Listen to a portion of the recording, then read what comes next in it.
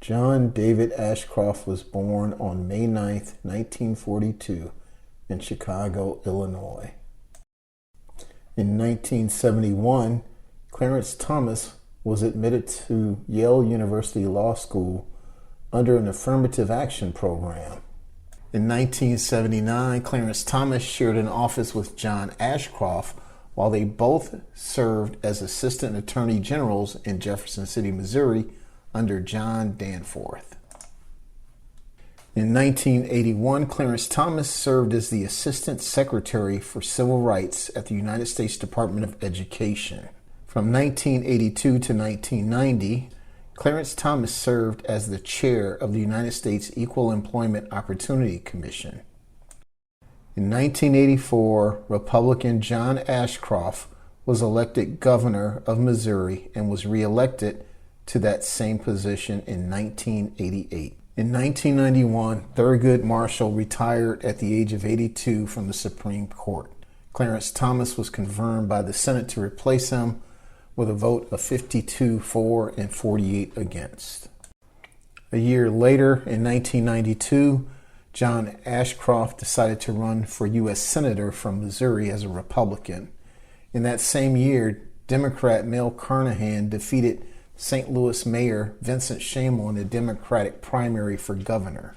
In 1992, Republican State Attorney General William Webster defeated Roy Blunt in the governor primary. That same year, Democrat Mel Carnahan defeated William Webster in the general election for governor, becoming the first Democrat elected Missouri governor since 1976. And Webster pleaded guilty to felony embezzlement charges and was sentenced to 2 years in prison, which had a lot to do with him losing the election. In 1996, Carnahan, still a Democrat, was reelected governor, defeating State Auditor Margaret Kelly, the Republican contender.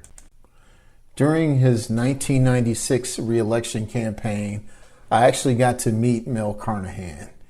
He was seeking support from the black community, and I was working in a state office building in St. Louis that was about 99% black.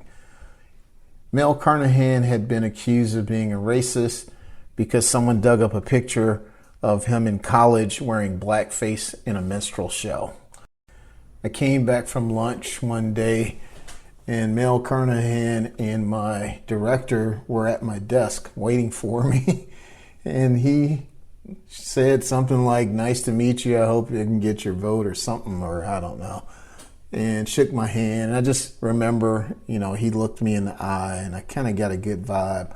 I knew about the news stories about the blackface, but I also knew the type of people he was running against. And I also know the crazy, stupid stuff I did in college, in high school, and even grade school. I knew that John Ashcroft was a racist. He sits on the board of directors for the private military company Academy, formerly known as Blackwater.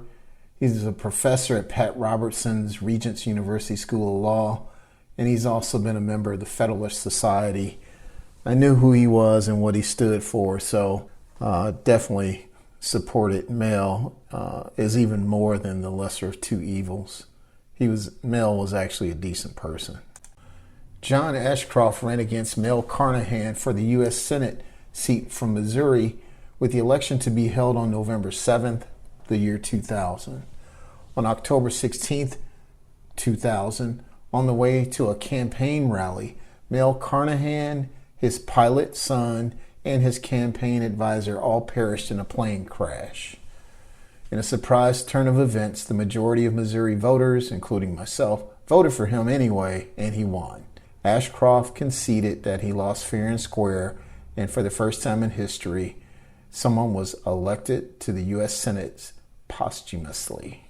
Although she never held office before, Mel Carnahan's wife Jean served in the U.S. Senate in his place.